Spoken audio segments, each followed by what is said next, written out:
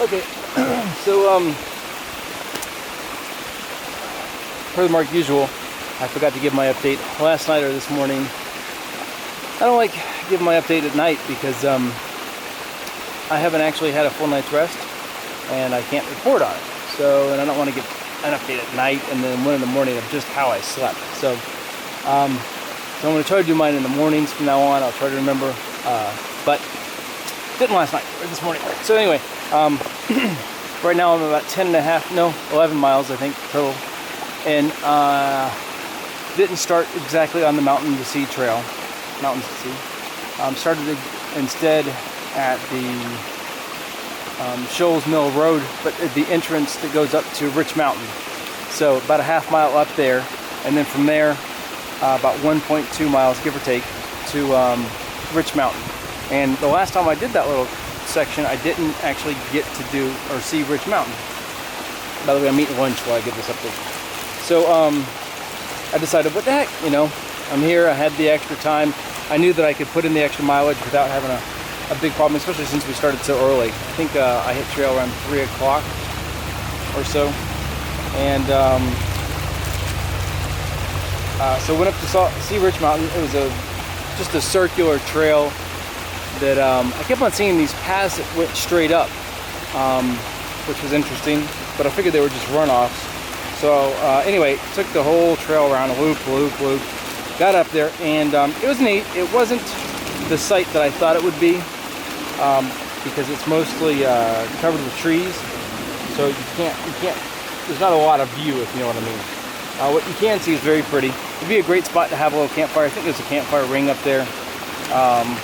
Would be a great spot to camp just to relax, you know, and get away from things, but probably kind of touristy. I did see probably 6 people that were doing a little jog up and down.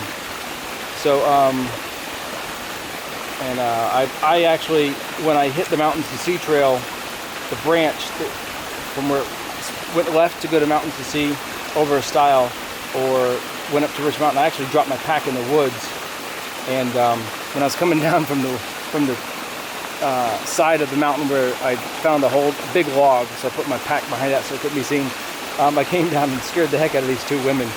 Of course, first they saw Cayman and Freckles, and they're like, "Oh, cute little doggies," and then they saw me and they didn't say anything, but you could tell they're probably thinking, "Who's the creepy man coming out of the woods?" But anyway, I quickly ran ahead of them, and with just a day pack, ran up to the top of the mountain.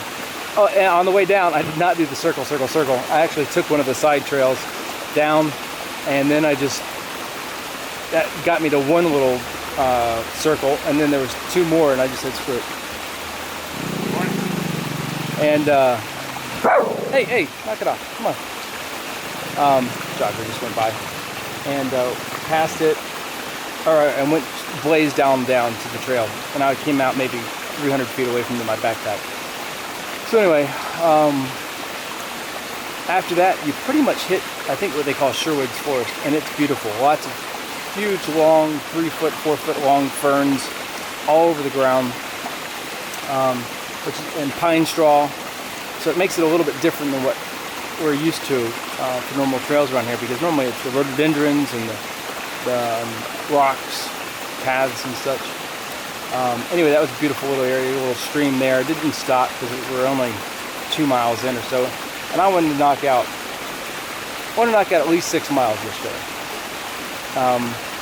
I eventually hit the field, which I took a picture of Alyssa, and she has like an aura around her from the fog, from a trip that we did previously for just a day trip.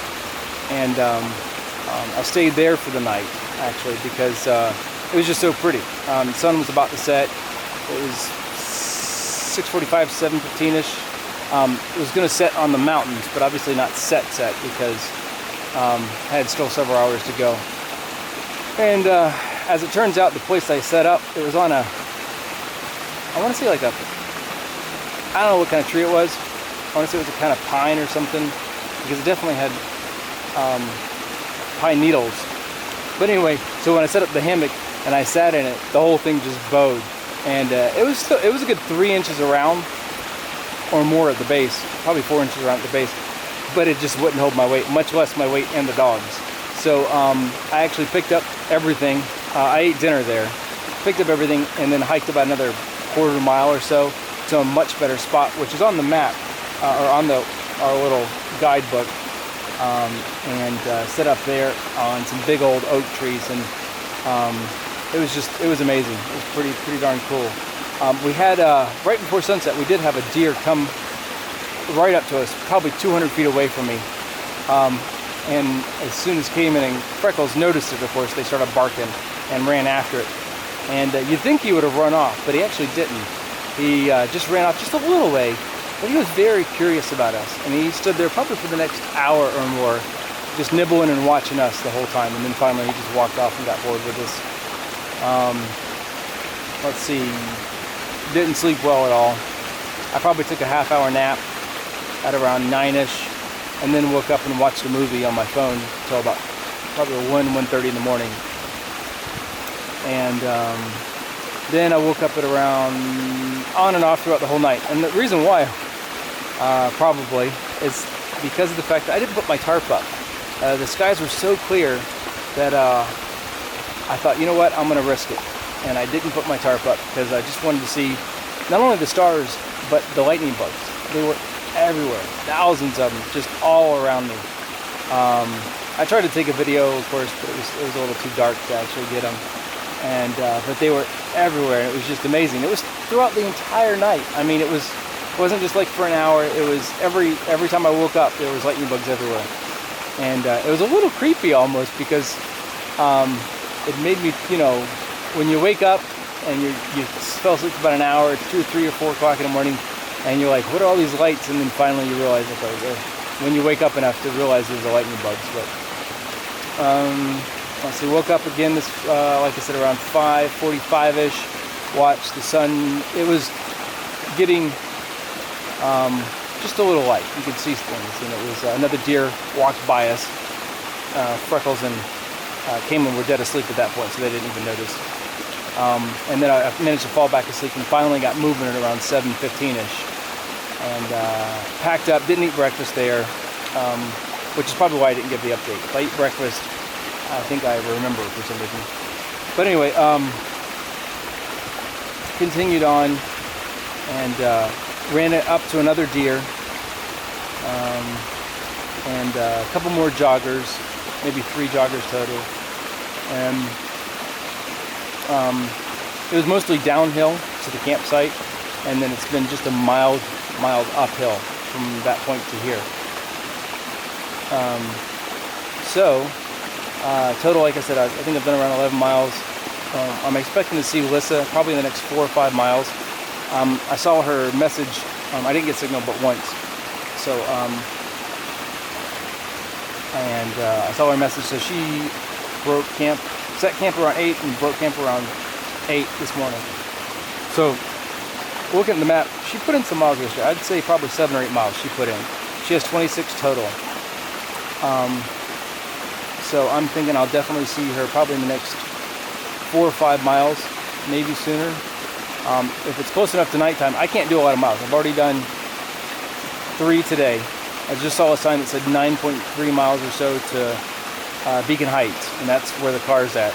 So I'm probably going to do another 3 miles at most today, maybe 4 at the absolute most, only to find a place to camp, because I'm thinking I'm probably going to hit Rough Ridge here in the next 3 miles. And I don't know what the camping situation is up there, so I'll have to be resourceful. But anyway, I'll see her. Hopefully, if she wants to do 13 miles, if I meet her in the next 3 miles, we may set up camp together. I doubt it, though. I think she's going to want to knock out a few more miles than that. And I can't blame her. So, because she'd have quite a far way to go on Sunday, tomorrow, if she didn't put in some more miles, because it's 11 miles back to where I started, but I don't know, it's probably another 9-8 miles from there to where I'm picking her up at. So yeah, that'd be way too much for her on one day to want to do. She can do it, but she wants to do it. And also Clover, you know, I gotta think about Clover. But this trip, by the way, is making me rethink the whole 7 miles a day on the AT trip for the 10-dayer that we got coming up, because I mean, if you're hiking about 2 miles an hour, And I'm going slow. I'm doing 2 miles an hour. I mean, that's 3.5 hours. What are you gonna do the rest 8 hours of the day? So I might increase it, but then that might cause other problems. So I don't want to say that for sure.